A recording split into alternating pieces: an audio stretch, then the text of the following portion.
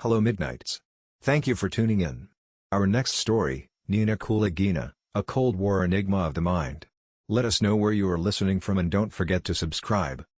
The story of Nina Kulagina, a Soviet woman who rose to international prominence in the latter half of the 20th century, is a captivating and enduring enigma in the annals of parapsychology.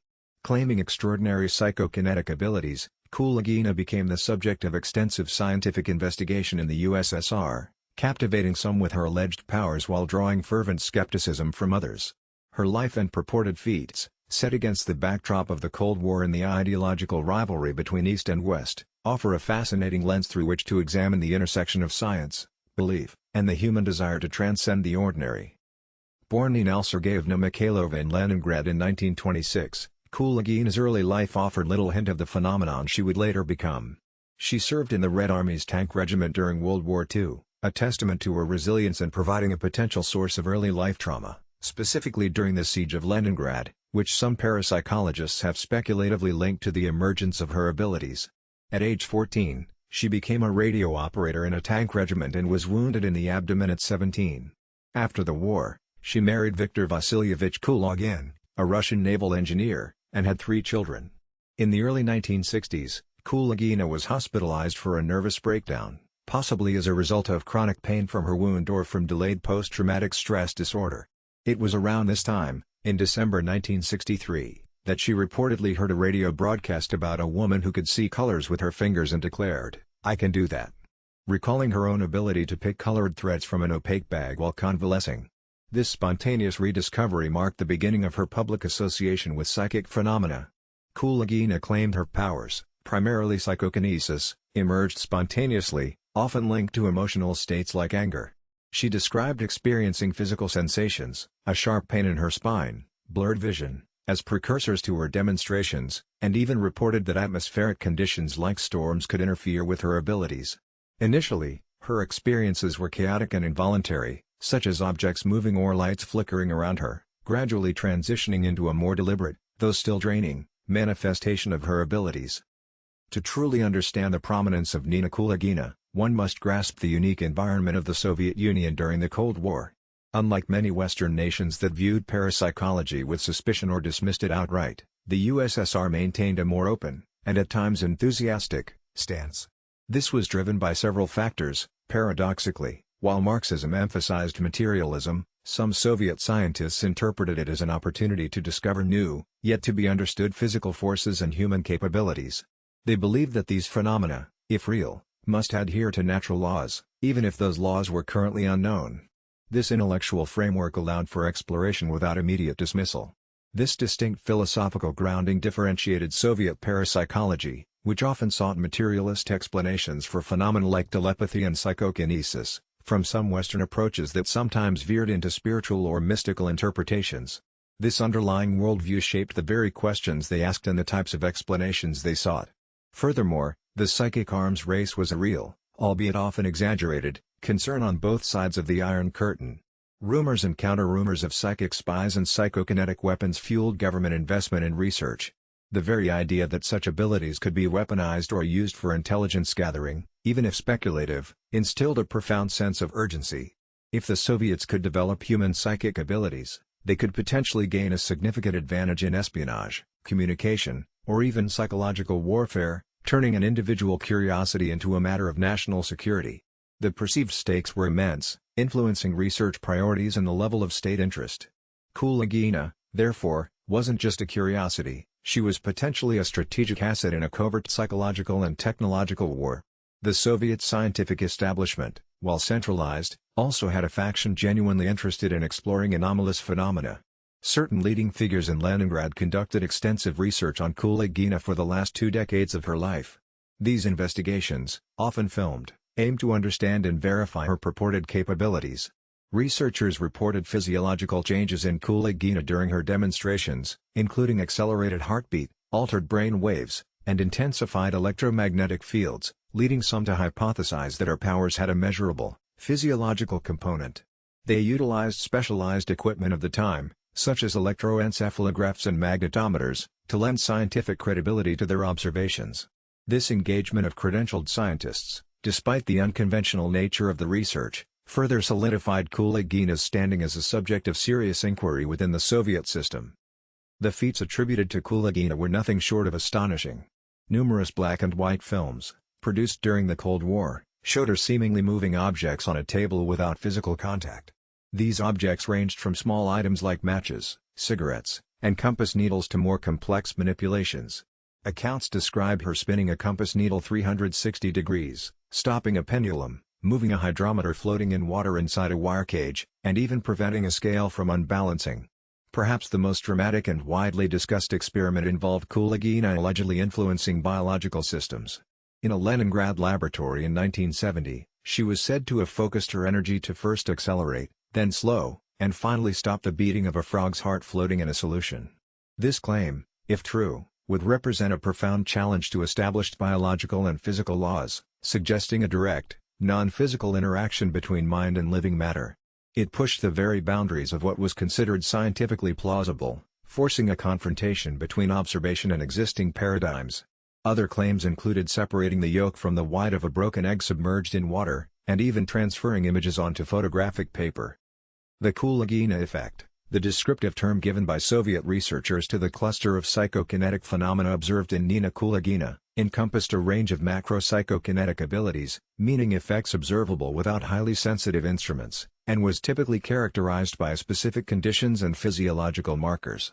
Regarding object manipulation, she was observed to move a variety of objects, often light and non-magnetic, but also heavier items up to 500 grams like crystal bowls or a plexiglass cube. She was observed to move a long object standing on its end, which tended not to fall over while being moved, even one as light as a cigarette. Movements were diverse, ranging from smooth slides and jerks to spinning, wobbling, or rolling along a course. She could reportedly move a single object among many, or several at once, sometimes in different directions. These effects occurred from half a meter to 2 meters away, were generally slow, and required continuous application of force to maintain, though they would sometimes continue for a short period after she stopped focusing. Her alleged biological influence was profound, particularly the control over the frog's heart, but also claims of separating egg yolk from white and causing heat sensations on skin. One European journalist reportedly claimed Nina had mentally caused a red patch of discomfort to appear on her arm.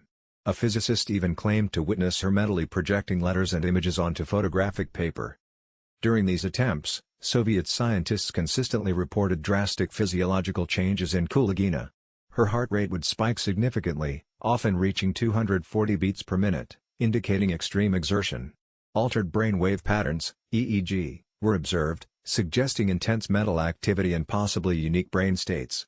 Researchers claimed to measure heightened biological luminescence from her eyes and strong magnetic fields around her body, speculating that rhythmic vibrations in these fields might cause objects to be attracted or repelled, with her scalp voltage potentials reportedly 10 times greater than average. The metabolic drain was significant. She reportedly lost up to 2 kilograms during sessions and suffered extreme exhaustion, dizziness, pain in her neck, spine, and limbs, and a metallic taste, often needing days to recover. She sometimes needed breaks of 1 or more days between sessions. Certain inhibiting factors also emerged. Hostile observers often hindered her initial success, though persistence sometimes led to breakthroughs. Notably, she was reportedly unable to move objects in a vacuum. This was interpreted as evidence that her psychokinetic effect did not involve the emission of particles, as a vacuum wouldn't prevent particle flow. Instead, it was hypothesized to suggest her mental push traveled through a perturbed superfluid, influencing spins of charged particles. This rather abstract and speculative theory highlighted the scientific community's struggle to conceptualize such an unusual phenomenon within known physics.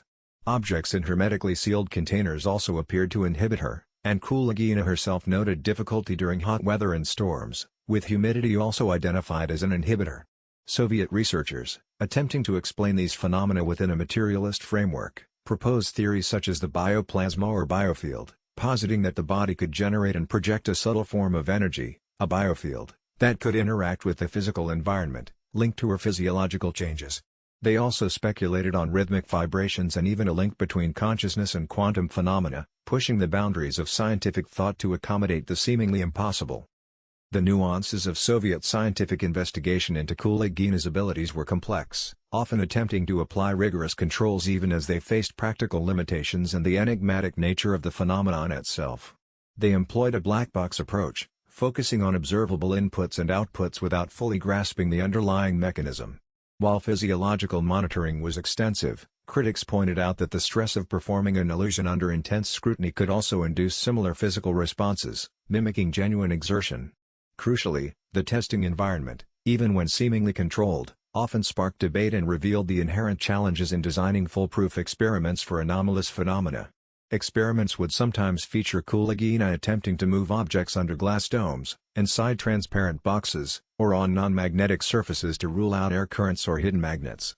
In some instances, objects were placed on sensitive scales or tied with fine threads to monitor any subtle physical interaction. Yet, for each positive observation, skeptics found potential avenues for deception: minute gaps in glass, the possibility of prearranged setups, or the use of extremely subtle, almost imperceptible micromovements of her body or the table. The very nature of what constitutes proof became a contested philosophical battleground, highlighting the limitations of current scientific paradigms when confronted with observations that do not fit. The absence of truly independent replication by skeptical third parties under consistently stringent, magician-proof conditions remains a central criticism. The Soviet researchers often faced challenges during these tests: Kulagina's moods, her claims of psychic fatigue, and alleged external interferences could disrupt sessions, creating a persistent dilemma for researchers who reported compelling observations but struggled to achieve foolproof, independently verifiable evidence. This created a tension between compelling anecdotal observations and the rigorous demands of scientific reproducibility. The strong belief among some Soviet researchers may have also introduced experimenter effects and confirmation bias, where ambiguous results were perhaps unconsciously interpreted in favor of psychic abilities, and alternative explanations were not sufficiently pursued.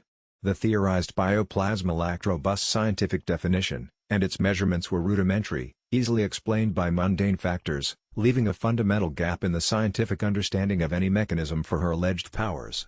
The epistemological question of how to proceed when phenomena defy conventional scientific tools became central to her story. Exploring Kulagina's psychology reveals the immense pressure she endured. Accounts described her as strong-willed and temperamental, often frustrated by demands and the unpredictability of her alleged powers, sometimes refusing to perform if unwell. This intense scrutiny and the strain of continuous performance undoubtedly took a toll, leading to the reported physical exhaustion often dismissed by skeptics as fatigue but perhaps indicating a genuine psychic burnout. This phenomenon, where the very act of being observed or tested might interfere with psychic abilities, often called the observer effect in parapsychology, was a frequent claim by Kulagina herself, and it remains a persistent challenge in anomalous research. The idea that subtle, even unconscious, cues from observers or the environment could either enhance or diminish her abilities complicates any simple interpretation, blurring the lines between conscious and subconscious influence. Regardless of the veracity of her abilities, her own profound belief in them likely enhanced her performance, contributing to an aura of authenticity. Her identity as Nina Kulagina, the Soviet psychic, was partially constructed by the scientific and political apparatus, placing immense pressure on her to perform and conform to expectations. This raises questions about the psychological line between conscious trickery and a strong, perhaps even delusional, belief in one's own abilities that might lead to unconscious manipulation or misinterpretation of events. Was her power tied to a deep, perhaps unconscious, emotional reservoir, making it inherently erratic and resistant to controlled scientific scrutiny? Despite the seemingly compelling evidence presented by Soviet researchers, Nina Kulagina's claims were met with considerable skepticism, particularly from Western magicians and scientists. Critics pointed to the often uncontrolled environments in which the experiments took place, sometimes in hotel rooms or Kulagina's own home, arguing that these settings left ample opportunity for trickery. A significant article in a major Soviet newspaper in 1968 specifically accused her of using a magnet hidden on her person. While she won a partial victory in a defamation suit against a different publication much later, the initial accusation, and the lingering possibility of fraud, stuck. One science writer described Kulagina as a pretty, plump, dark-eyed little charlatan who had been caught cheating more than once by Soviet establishment scientists. Reports also circulated that Kulagina had been arrested for defrauding the public. Professional magicians have consistently demonstrated how Kulagina's feats could be replicated using common conjuring techniques like fine threads, static electricity, cleverly concealed magnets, or subtle table movements. The frog heart effect might be explained by misdirection or the natural cessation of the heart's beating. When faced with stricter controls, Kulagina often claimed psychic fatigue or that increased scrutiny inhibited her powers, a common pattern among alleged psychics. This constant push and pull between the observed phenomena and the ease of replication by mundane means highlights the core dilemma at the heart of the Kulagina case, and indeed, much of parapsychological research: how to design a test that definitively rules out all forms of trickery, both conscious and unconscious, when the alleged phenomenon itself is so elusive. Kulagina's fame wasn't just a scientific curiosity, it permeated the popular culture of the Cold War and fueled geopolitical anxieties. The Soviet Union leveraged her story for propaganda, presenting her as evidence of superior human potential unlocked by their materialist ideology, feeding into a broader sense of Soviet advancement. This directly contributed to the psychic arms race panic in the West, leading some intelligence agencies to initiate their own clandestine research programs, lending a strange legitimacy to the initial claims. However, the secrecy and political motivations led to public distrust and conspiracy theories, leaving open questions about whether she was a genuine psychic, an operative, or a victim of state manipulation. As skepticism grew, her story also became a potent tool for the demystification of paranormal claims, a cautionary tale against uncritical acceptance. The impact extended beyond government circles, captivating the general public, fostering a mixture of fascination, awe, and sometimes fear regarding the unknown capacities of the human mind, reflecting a deep human longing for phenomena that defy conventional understanding. Her case became a touchstone in debates about the nature of reality itself. Was the universe mechanistic, or did it contain hidden, active forces responsive to human consciousness? Her personal life was significantly impacted by her fame. She was watched closely for the remainder of her life, unable to escape the burden of scrutiny.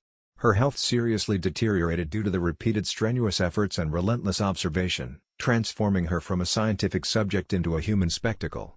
In the late 1970s, she suffered a near-fatal heart attack, prompting a reduction in demands from scientists and military intelligence. Medical professionals monitoring her noted weight loss, irregular heartbeats, and severe exhaustion, suggesting her feat somehow converted bodily matter into psychic energy. Other reported symptoms included a loss of taste buds, disturbed motor skills, and severe pain in her extremities. Nina Kulagina died of a heart attack on April 11, 1990, at the age of 63. Even at her funeral, she was praised for her wartime service, hailed as a hero of Leningrad. Her case also raises profound ethical questions about scientific responsibility, particularly when research is driven by political agendas and the potential coercion of participants. Was she truly a willing subject, or a resource to be exploited in the ideological battle, stripped of her autonomy for the sake of scientific or military advantage? In a post-Kulagina world, the standards for investigating anomalous phenomena have become far more stringent. The controversies underscored the absolute necessity of blinding, randomization, independent verification, and the systematic elimination of all known conventional explanations. Kulagina's highly publicized activities became a foundational case study for both parapsychological research and the skeptical movement, continuing to shape discussions about the nature of evidence, the limits of human perception, and the boundaries of scientific inquiry well into the 21st century. Nina Kulagina's story remains a deeply polarizing topic. For proponents of parapsychology, she represents a pivotal figure whose abilities, if genuine, would fundamentally challenge our understanding of consciousness, causality, and the physical world. Her alleged influence over biological systems, in particular, continues to fascinate and prompt questions about the mind-body connection in the very fabric of reality. The profound implications of such phenomena push against the established scientific paradigms, demanding a re-evaluation of fundamental principles and forcing us to confront the possibility of forces yet unknown. For skeptics, Kulagina serves as a cautionary tale, illustrating the dangers of confirmation bias, the susceptibility of even trained observers to deception, and the critical importance of rigorous scientific methodology in investigating extraordinary claims. The enduring allure of the unexplained, however, ensures her place in the public imagination. Ultimately, Nina Kulagina's legacy is not one of irrefutable proof, but rather of a profound and enduring mystery that touches upon the very essence of human experience, our capacity for wonder, our vulnerability to illusion, and our ceaseless quest to comprehend the boundaries of the possible. Her story highlights the persistent human desire to believe in abilities beyond the conventional, the complexities of scientific investigation in the face of extraordinary claims, and the powerful influence of cultural and political contexts on the interpretation of anomalous phenomena. While the definitive nature of her powers remains elusive, Kulagina's life continues to spark debate and inspire both fervent belief and unwavering doubt, ensuring her place as one of the most intriguing figures in the history of alleged psychic phenomena.